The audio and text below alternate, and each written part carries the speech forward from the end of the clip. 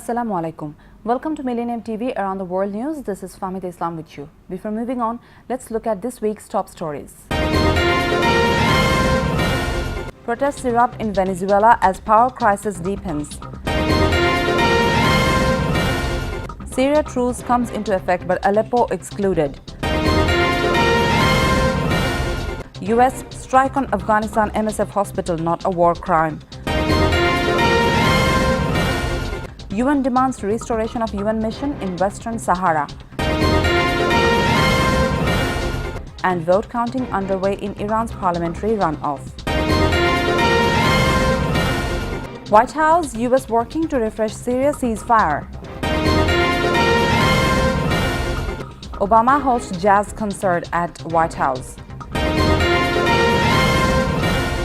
Trump on protest detour, felt like I was crossing the border.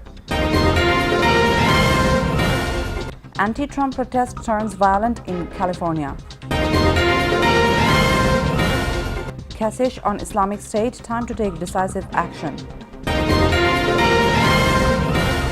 And situation in Bangladesh is very complex, says US. Well, those were the headlines, now the details. Looting and clashes reported in several cities as queues get longer for food items while power situation looks bleak. Looting and violence have been reported in parts of Venezuela as the country faces widespread food and power shortages, forcing the government to ration food and electricity. Several towns and cities, including the second biggest city, Maracaibo, were hit by rioting on Tuesday and Wednesday after daily power cuts started from Monday. The situation is critical, said Norvelis Contreras, a 26-year-old housewife who had been queuing for 5 hours to buy rice and oil on Thursday at a supermarket in Maracaibo. "We are suffering and trying to survive," she told the media. Residents in the Caracas area of Pitar this month said they were eating more starches and skipping meals because they could not find food or afford to buy what was available. This is the beginning of the end. We will not bear any of this anymore. We won't change. We have reached over 1 million signatures in less than 2 days. That's 8 times what we needed. This is a great show of civility. And Government agrees to cessation of fighting near Damascus and Latakia, but no sign of let-up in bombardment of Aleppo. The Syrian government has called local truces near Damascus and in the northern province of Latakia, but has excluded the main battlefield in Aleppo.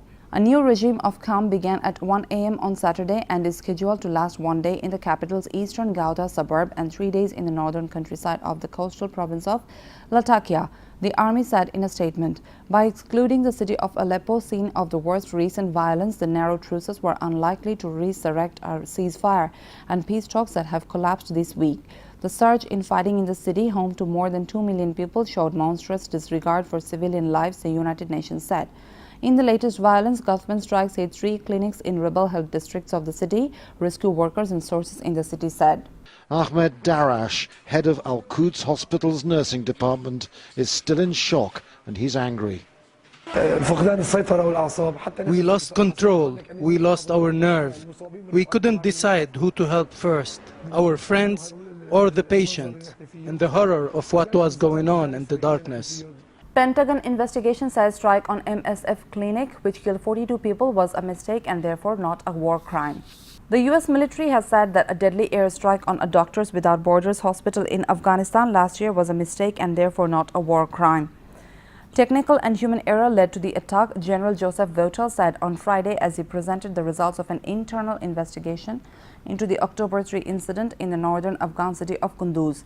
At least 42 people, including 24 patients, 14 staff and 4 caretakers, were killed and 37 others wounded in the airstrike, which destroyed the MSF hospital building and prompted widespread condemnation from human rights groups. The personnel involved did not know that they were striking a medical facility, the investigation report concluded. The intended target was an insurgent-controlled site which was approximately 400 meters away from the MSF Trauma Center. This is what's left of the Doctors Without Borders Trauma Center in Kunduz. Staff say the hospital was hit several times during a sustained bombing attack.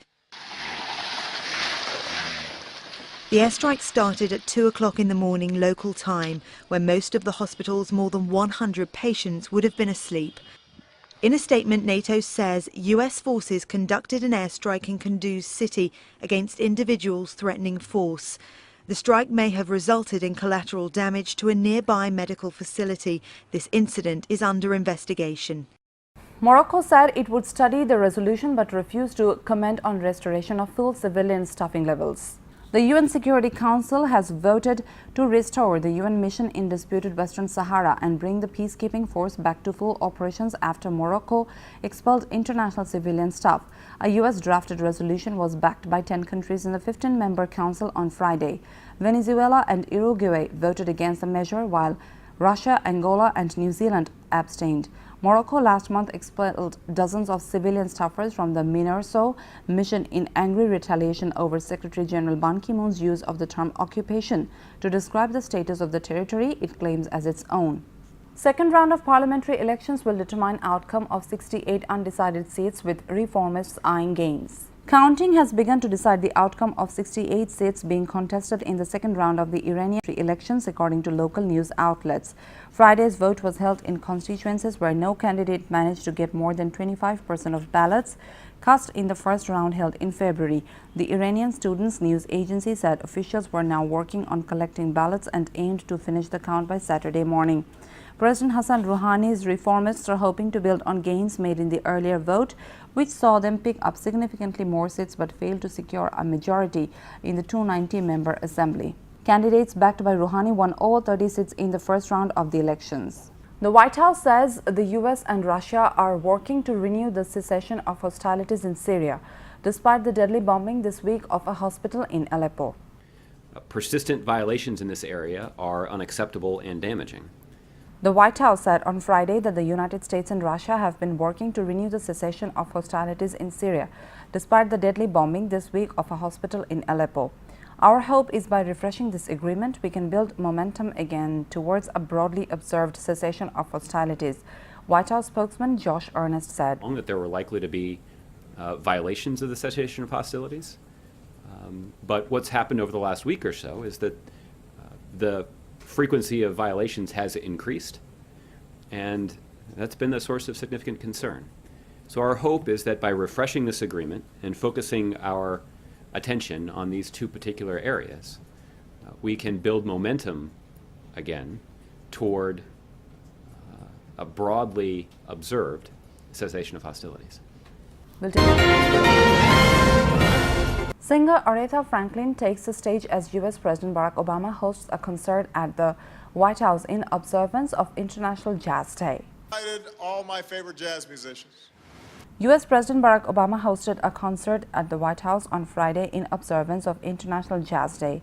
He said he was introduced to jazz by his father, who took him to his first concert in Honolulu, Hawaii in 1971. Most jazz lovers probably remember the first time this music got into our bones. For me, that happened as a child when my father, who I barely knew, came to visit me for about a month. And in the few weeks that I spent with him, one of the things that he did was take me to my first jazz concert, to see Dave Brubeck in Honolulu, Hawaii in 1971. And I didn't realize at the time the impact that it had, but the world that concert opened up for a 10-year-old boy was spectacular, and I was hooked. I've been so many places in my life and time.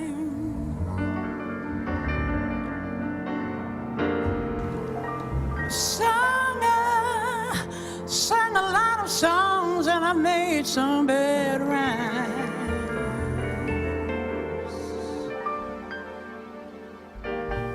I've acted all my life.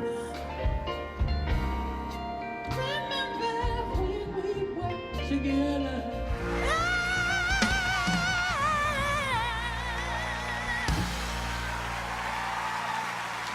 Republican presidential frontrunner Donald Trump, known for his hardline stand on illegal immigration, says it felt like he was crossing the border after protesters forced him to make a detour in California. So nice. That was not the easiest entrance I've ever made. Republican presidential candidate Donald Trump says it felt like I was crossing the border after protesters forced him to take a detour in California. Trump's motorcade had to pull over on the side of the road next to the hotel where the frontrunner was set to speak to a group of Republicans. Trump could be seen getting out of his SUV and walking along a jersey wall to enter the hotel through a back door. About 300 people gathered outside the state Republican convention in Burlingame, south of San Francisco. Protesters who held signs and Mexican flags at one point rushed security gates, and police officers had their batons out. Chaotic scenes broke out on Thursday outside a Trump rally at the country fairgrounds in Costa Mesa, California. Media reported that anti-Trump protesters smashed the window of a police patrol car and blocked traffic. Some 20 people were arrested. Trump has won a following among Republican voters in the United States, along with ardent critics for his hardline stand on illegal immigration. He has accused Mexico of sending drug dealers and rapists across the U.S. border and promised to end it by building a wall and making Mexico pay for it. My wife called. She said, there are helicopters following you, and we did, and then we went under a fence and through a fence, and oh boy, I felt like I was crossing the border, actually. You know, it's true. I was crossing the border, but I got here. They said, Mr. Trump, it would be really much easier, sir, if you just didn't speak today and just left and go back immediately to Indiana. And I said, you know, we can't let these people down, right? Do we agree? We can't do it. About 20 protesters were arrested on Thursday night outside a Donald Trump rally in Southern California, where the Republican presidential frontrunner was vowing to get tough on illegal immigration. Protesters smashed the window of a police car and large crowds faced off against officers in riot gear. The violence erupted outside a campaign rally in Costa Mesa, California, for Republican presidential frontrunner Donald Trump. Many were waving Mexican flags to sound off against Trump's tough rhetoric on illegal immigration. People that shouldn't have been here, people that should have never been allowed to come over the border, and they come here like it's nothing. We're going to stop it, and we're going to build the wall. At least 20 protesters were arrested as police tried to disperse the crowd. Thousands flooded the streets outside the county fairgrounds where Trump was speaking, some blocking traffic, others destroying a police cruiser. One driver did donuts in the road, almost hitting a protester. Trump is hoping to garner support in California, where voters head to the polls for the state's Republican primary on June 7th. A strong win in California could thrust him above the delegate count needed to secure the nomination. But his tough rhetoric being met with fierce opposition in parts of California, which is home to a large Latino population. Republican presidential candidate John Kasich says he would send U.S. ground troops into Syria to combat Islamic State and slams European bureaucracy for hampering intelligence gathering.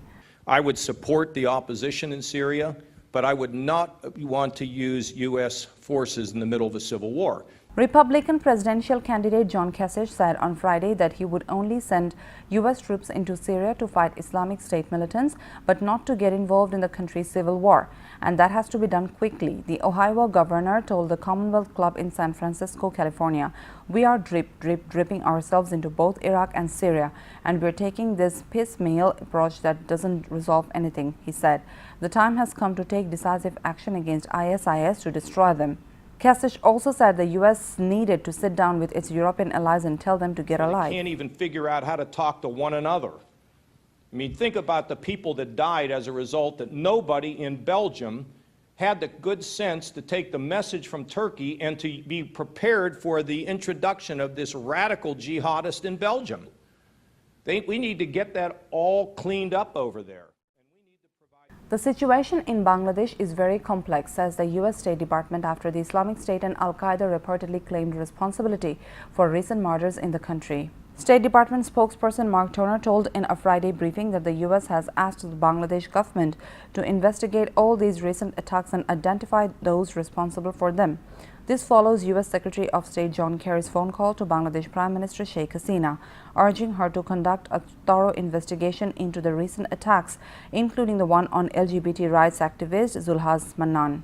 Toner said Kerry also urged Hasina to redouble efforts by law enforcement agencies to protect these individuals believed to be at risk. The Islamic State and Al-Qaeda in the Indian subcontinent have been claiming responsibility for the targeted killings of secular writers, online activists and liberal publishers in Bangladesh during the last 1 year. They claimed responsibility for the recent attacks on a Rajshahi University professor and a gay rights activist in Dhaka. The Bangladesh government, however, denies existence of IS or AQIS in the country and describes the killings as being masterminded by homegrown Islamist radicals. We have no reason to not believe those claims of responsibility, but what is clear is that there is a definite threat on the ground, said the State Department spokesperson. I mean, we have seen several brutal murders now over the past several weeks, and we want the government there to take every step possible to protect its citizens. During his phone call to Sheikh Hasina, Kerry said that he would send Assistant Secretary of State Nisha Desai Biswal to Dhaka to discuss ways of strengthening counter-terrorism cooperation. We'll take a short break here. Do stay. Sheikh Hasina pays homage to Bangabandhu at Tungipara. Biswal likely to be here on May 4th. Deadly building collapse in Kenya. Bolivian police protesters clash over disability pay.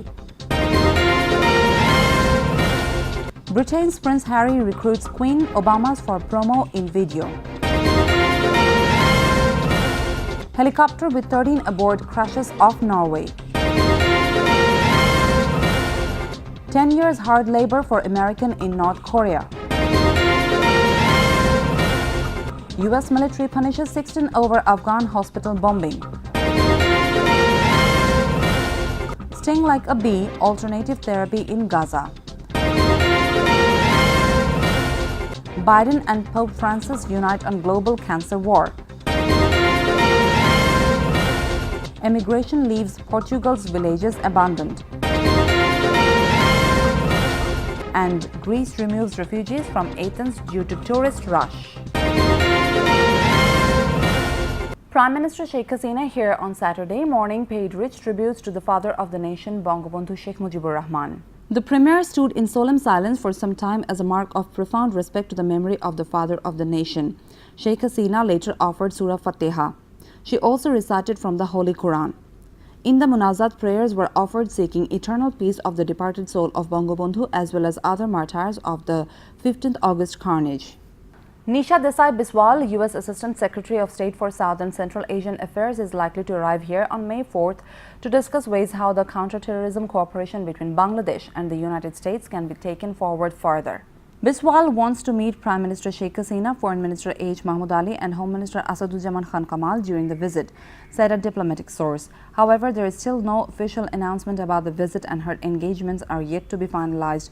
Biswal will leave on May 5, according to the source. On Thursday night, U.S. Secretary of State John Kerry phoned Prime Minister Sheikh Hasina and requested her to take necessary steps to bring the perpetrators of Kolabagan murder to trial. According to the Prime Minister's press wing, John Kerry talked to Sheikh Hasina for 16 minutes. A building collapse in the capital of Kenya kills at least 3, with many more still trapped. Rescuers dig through debris to find survivors after a building collapsed in Nairobi. At least 3 people are dead. These children were lucky, but dozens more people are trapped underneath. The man's looking for his sister and her family. They told me that the house was shaking. On arriving here, I found the house had already collapsed down. The 6-story building toppled after days of heavy rain and floods. Protesters, many in wheelchairs, battled with riot police on the streets of La Paz, Bolivia. Riot police and protesters face off in La Paz, Bolivia. The group includes 150 disabled people and their families. They trekked across the country to pressure the government to increase their state benefits.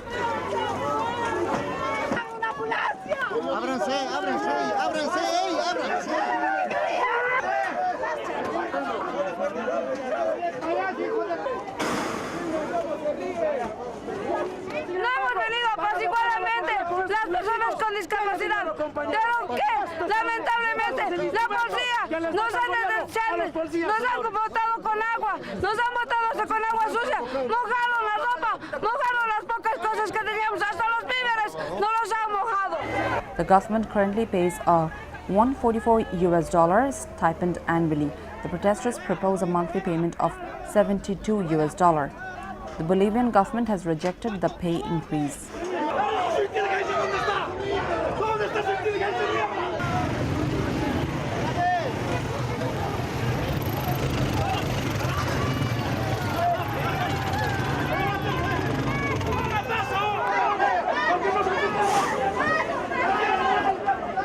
Britain's Prince Harry ropes in top talent to promote the Invictus Games for disabled military personnel.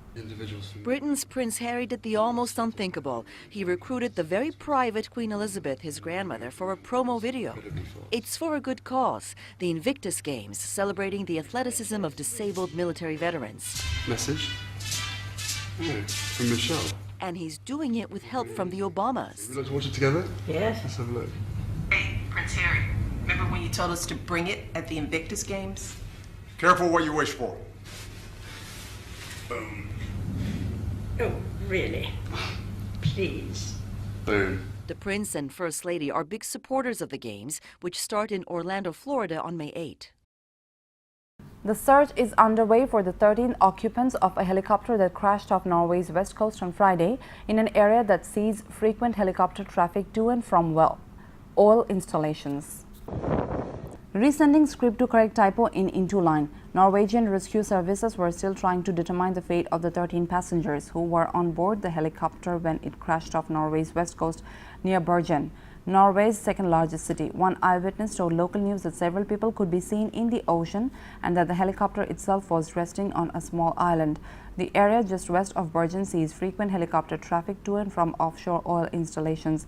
Authorities say the chopper was on its way to shore from an oil platform, but the full extent of the damage was still unclear. North Korea's Supreme Court gives a 62-year-old Korean American 10 years of hard labor for subversion against the state. A 62-year-old Korean American, Kim Dong-chul, was clearly emotional as the court in Pyongyang delivered his sentence. 10 years of hard labor for subversion. It was the latest conviction of a foreigner for crimes against the isolated state. I've fallen victim to South Korea and committed a terrible and indelible crime, Kim told the court. North Korean news outlets said in March that Kim had admitted to and apologized for committing espionage under the direction of the U.S. and South Korean governments, including stealing military secrets. The state wanted a 15-year sentence, but Kim's defense attorney asked for leniency considering his age. North Korea has long been criticized over its human rights record. In the past, it's used detained Americans to extract high-profile visits from the U.S. This latest conviction comes as Pyongyang prepares for its first ruling party Congress in 36 years. The U.S. military announced it has taken disciplinary action against 16 service members over a deadly 2015 airstrike in Afghanistan that destroyed a hospital. Importantly, the investigation concluded that the personnel involved did not know they were striking a medical facility. The U.S. military announced on Friday that it has taken disciplinary action against 16 service members over a deadly October 3 airstrike in Afghanistan that destroyed a hospital run by the international medical charity Medicines Sans Frontiers. A U.S. military investigation into the incident broadly concluded that the strike was a tragic mistake. Misidentified and struck the Doctors Without Borders Trauma Center. The investigation determined that all members of both the ground force and the AC-130 aircrew were unaware that the aircraft was firing on a medical facility throughout the engagement. The investigation ultimately concluded that this tragic incident was caused by a combination of human errors compounded by process and equipment failures. Braving bee stings in Gaza, an alternative therapy center is using venom from bees to treat its patients.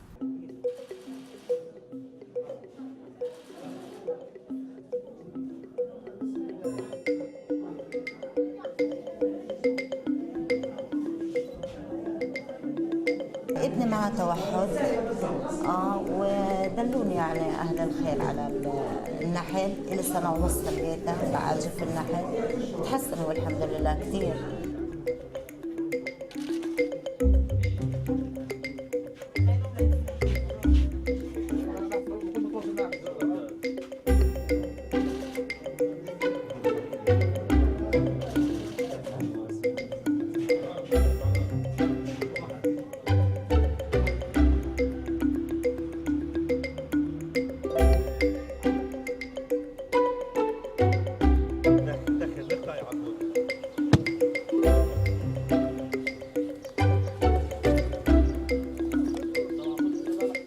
U.S. Vice President Joe Biden, who lost his son to brain cancer last year, takes his crusade on cancer to the Vatican, where Pope Francis says medical research findings should be dictated by need instead of profit. U.S. Vice President Joe Biden, a devout Catholic, has taken his crusade on cancer to the Vatican. He met Pope Francis for a conference on regenerative medicine, but then he got personal, making an emotional speech devoted to the loss of his 46-year-old son Beau to brain cancer last year and the support he's received from the Pope. And I wish every grieving parent, brother, sister, mother, father, would have had the benefit of his words, his prayers, his presence. He provided us with more comfort than even he, I think, will ever understand. Francis is calling for a major economic paradigm shift in how medical research is funded, saying it should be dictated by need instead of profit. We need to oppose an economy of exclusion and inequality that victimizes people when the mechanism of profit prevails over that of the human life. Both men say they want a universal effort to fight disease that puts people before profit. Biden wants to marshal private and public sector resources to help make that happen and to finally find a cure for the disease that took his son's life. Mass immigration to wealthier countries like France and Switzerland, high unemployment and poorly paid local jobs combined with falling birth rates have caused some Portuguese parishes to lose about 3/4 of the population in the past few decades. No shops, a grocery truck just once a week, elderly residents sharing taxis to travel many miles to the doctor. Bled by emigration, these abandoned Portuguese villages are losing all hope of surviving. When you arrive there, it feels almost like a ghost village at first, which can be sad and slightly creepy at the same time, because some old stone houses are dilapidated and date back to the 18th century or 19th century. You spend maybe 15 minutes in the streets there and you don't see any signs of life, but then an elderly resident appears in the end of the street, usually accompanied by a dog or a donkey, and they would greet you and start talking to you. It's all down to mass emigration to wealthier countries like France and Switzerland, high unemployment and poorly paid local jobs. A falling birth rate also means many parishes have lost up to 3/4 of their population in the last few decades. These areas are losing people, businesses, services, the critical mass that allows the region like that, a remote region like that, to go on and to survive on its own. And this causes a vicious circle of more abandonment every time. There are no schools, no hospitals, and so people leave because of that as well. The country's parliament deputy says that 2/3 of Portugal's territory could become depopulated. Trying to reverse the process isn't easy. In Chaves, a town of 40,000, residents have reported a trend of locals returning from larger cities, attracted by business opportunities in tourism. But for each person coming back, 100 still leave. Government moves tens of thousands of refugees to Athens' outskirts as the summer tourist season begins to warm up. The Greek government is moving thousands of refugees from camps in central Athens to new settlements on the city's outskirts to prepare for the arrival of tourists. Greece expects 23 million visitors this year, who are expected to bring in about $20 billion in revenue. For months, the streets of the Greek capital were home to refugees from Syria and other countries, living rough as they prepared for the next step of their journeys to northern and western Europe. Makeshift refugee camps in Athens, once at the center of the refugee influx, are now disappearing as residents are buzzed out to new settlements far from the eyes of tourists on whom Greece's faltering economy relies. I'm afraid to go there and that everyone will forget about us. Let's have a look at Millennium TV Around the World News Recap. Protests erupt in Venezuela as power crisis deepens. Syria truce comes into effect but Aleppo excluded. US strike on Afghanistan MSF hospital, not a war crime. UN demands restoration of UN mission in Western Sahara. And vote counting underway in Iran's parliamentary runoff. White House, U.S. working to refresh Syria ceasefire. Obama hosts jazz concert at White House. Trump on protest detour, felt like I was crossing the border. Anti-Trump protest turns violent in California. Kasich on Islamic State, time to take decisive action. And situation in Bangladesh is very complex, says US. You are up to date with our top stories so far here on Millennium TV, and don't forget to log into www.millenniumtv.net. Thank you for staying with us. Allah Hafiz.